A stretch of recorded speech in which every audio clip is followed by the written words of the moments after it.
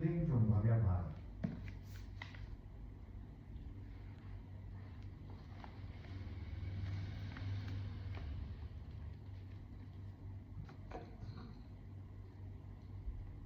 इनके पिता को निरंजन नामक उसी गांव के एक ब्राह्मण ने कुछ रुपए देने थे। निरंजन ने जयदेव को संसार से उदासीन जानकर उनकी भगवत भक्ति से अनुचित लाभ उठाने के विचार से किसी प्रकार उनके घर द्वार हथियाने का निश्चय किया।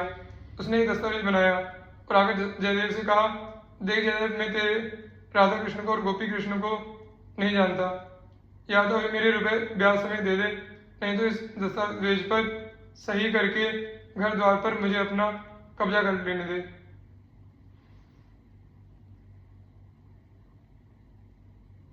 जयदेव तो सर्वथा निष्प्रिय थे। उन्हें घर द्वार में रत्ती भर भी ममता नहीं थी। उन्होंने कलम उठाकर उसी क्षण दस्तावेज पर हस्ताक्षर कर दिए। निरंजन कब्जा करने की तैयारी से आया ही था। उसने तुरंत घर पर कब्जा कर लिया। इतने में ही निरंजन की छोटी कन्या दौड़ती हुई अपने घर से आकर निरंजन से कहने लगी, बाबा जल्दी चलो, घर में आग लग गई, सब जल गया। भक्त जयदेव वही थे। उनके मन में द्वेष हिंसा का कहीं लेश भी नहीं था। निरंजन के घर में आग लगने की खबर सुनकर वे भी उसी क्षण दौड़े और जलती हुई लाल लाल लपटों के अंदर उसके घर में घुस गए। जयदेव घर में घुसना ही था कि अग्नि वैसे ही अदृश्य हो गई जैसे जागती सपना। जयदेव की इस अलौकिक शक्ति को देखते ही निरंजन के नेत्रों में जल भर आया। अपनी अपवित्र करनी पर पछताता हुआ निरंजन जयदेव के चरणों में गिर पड़ा और दस्तावेज को फाड़कर कहने लगा, देव, मेरा अपराध क्षमा करो। मैंने लोभवश थोड़े से पैसों के लिए जानबूझकर बेईमानी से तुम्हारा घर द्वार छीन लिया है।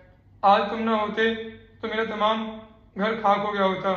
धन्य हो तुम, आज मैंने भगवत भक्त का प्रभाव जाना।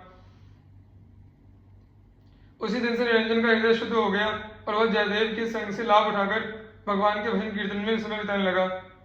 भगवान की अपने ऊपर इतनी कृपा देखकर जयदेव का हृदय द्रवित हो गया। उन्होंने घर द्वार छोड़कर पुरुषोत्तम क्षेत्र पुरी जाने का विचार किया और अपने गांव के पराशर नामक ब्राह्मण को साथ लेकर वे पुरी की ओर चल पड़े। भगवान का भजन कीर्तन करते मगन हुए जयदेव जी चलने लगे। एक दिन मार्ग में जयदेव जी को बहुत दूर तक कहीं जल नहीं मिला। बहुत जोरी गर्मी पड़ रही थी। वे प्यास के मारे व्याकुल होकर जमीन पर गिर पड़े। तब भक्त वांछा कल्पतरु हरि ने स्वयं गोपाल बालक के वेश में पधारकर जयदेव को कपड़े से हवा की और जल तथा मधुर दूध पिलाया। तदनंतर मार्ग बतलाकर उन्हें शीघ्र ही पूरी पहुंचा दिया। अवश्य भगवान को छद्म वेश में उस समय जयदेव जी और उनके साथी पराशर ने पहचाना नहीं। जयदेव जी प्रेम में डूबे हुए सदा श्री कृष्ण का नाम गान करते रहते थे। एक दिन भागवा वेश में अकस्मात उन्होंने देखा मानो चारों ओर सुनील पर्वत श्रेणी है, नीचे कल कल निनादिनी कालिंदी बह रही है। यमुना तीर पर कदम के नीचे खड़े हुए भगवान श्री कृष्ण मुरली हाथ में लिए मुस्कुरा रहे हैं। यह दृश्य देखते ही जयदेव जी के मुख से अकस्मात यह गीत निकल पड़ा, मेघैर मेदुरम मंबरम वनभुवः श्यामास्तमाल द्रुमैर नक्तकम भीरुरयं त्वमेव तदिमं राधे गृहं प्रापय।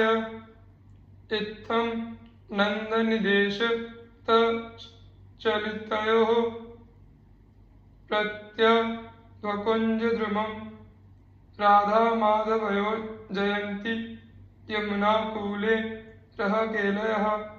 पराशर इस मधुर गान को सुनकर मुग्ध हो गया। बस यहीं से ललित मधुर गीत गोविंद आरंभ हुआ।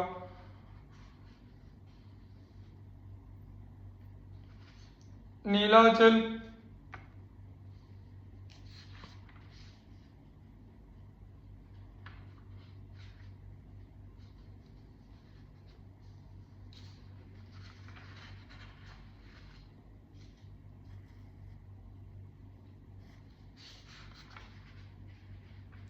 कहा जाता है यहीं जयदेव जी को भगवान के दशावतारों के प्रत्येक दर्शन हुए। उन्होंने जय जगदीश हरे की टेढ़ लगाकर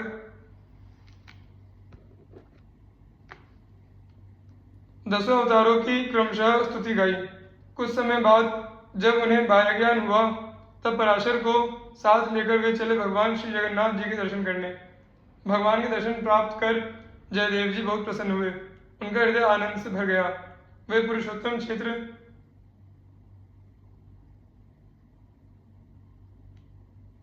पुरी में एक विरक्त सन्यासी की भांति रहने लगे। उनका कोई नियत स्थान नहीं था। प्रायः वृक्ष के नीचे ही वे रहा करते और भिक्षा द्वारा क्षुधा निवृत्ति करते। दिन रात प्रभु का ध्यान, चिंतन और गुणगान करना ही उनके जीवन का एकमात्र कार्य था। जयदेव जी श्री जगन्नाथ जी के स्वरूप। कवि सम्राट श्री जयदेव जी बंगाल प्रांत के वीरभूमि जिले के अंतर्गत केंदुबिल्व नामक ग्राम में उत्पन्न हुए थे। आपका वैराग्य ऐसा प्रकट था कि एक वृक्ष के नीचे एक ही दिन निवास करते थे, दूसरे दिन दूसरे वृक्ष के नीचे आसक्ति रहित रहते थे। जीवन निर्वाह करने की अनेक सामग्रियों में से आप केवल एक गुदरी और एक कमंडलू ही अपने पास रखते थे और कुछ भी नहीं। सुदेव नाम के एक ब्राह्मण के कोई संतान न थी। उसने श्री जगन्नाथ जी से प्रार्थना की कि यदि मेरी संतान होगी तो पहली संतान आपको अर्पण कर दूंगा। कुछ समय के बाद उसके एक कन्या हुई और जब 12 वर्ष की विवाह के योग्य हो गई तो उस ब्राह्मण ने श्री जगन्नाथ जी के मंदिर में उस कन्या पद्मावती को लाकर प्रार्थना की कि हे प्रभु, मैं अपनी प्रतिज्ञा के अनुसार आपको भेंट करने के लिए यह कन्या लाया हूँ।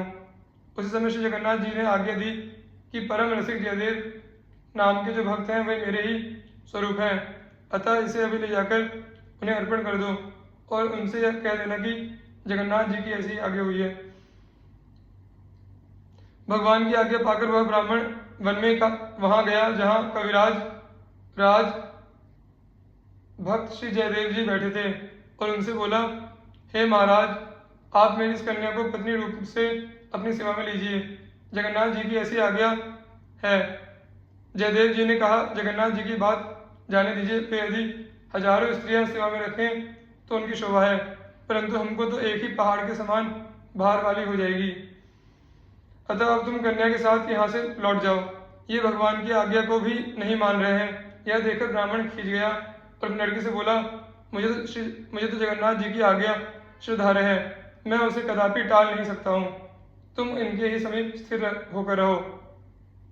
श्री जयदेव जी अनेक प्रकार की बातों समझाकर हार गए, पर वह ब्राह्मण नहीं माना और अप्रसन्न होकर चला गया। तब वे बड़े भारी सोच में पड़ गए। फिर वे उस ब्राह्मणी कन्या से बोले, तुम अच्छी प्रकार से मन में विचार करो कि तुम्हारा अपना क्या कर्तव्य है, तुम्हारे योग्य कैसा पति होना चाहिए। यह सुनकर उस कन्या ने हाथ जोड़कर कहा, मेरा वश तो कुछ भी नहीं चलता, चाहे सुख हो या दुख, यह शरीर तो मैंने आप पर न्यौछावर कर दिया है। श्री पद्मावती जी का भावपूर्ण निश्चय सुनकर श्री जयदेव जी ने निर्वाह के लिए झोपड़ी बनाकर छाया कर ली। अब छाया हो गई तो उसने भगवान श्याम सुंदर की एक मूर्ति सेवा करने के लिए पधरा ली। पश्चात मन में आया कि परम प्रभु की ललित लीलाएं जिसमें वर्णित हो ऐसा ग्रंथ बनाओ। उनके इस निश्चय के अनुसार अति सरस गीत गोविंद महाकाव्य प्रकट हुआ। गीत गोविंद लिखते समय एक बार श्री किशोरी राधिका जी के मान का प्रसंग आया। उसमें भगवान श्याम सुंदर ने अपनी प्रिया के चरण कमलों को अपने मस्तक का भूषण बताकर प्रार्थना की कि इसे मेरे मस्तक पर रख दीजिए। इस आशय का पद आपके हृदय में आया।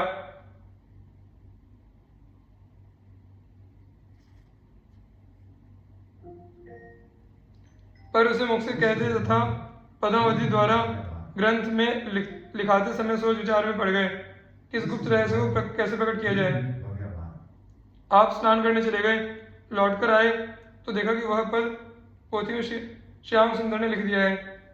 इससे जयदेव जी अति प्रसन्न हुए, सोच संकोच त्याग कर माधुर्य रस की लीलाओं का गान करने लगे।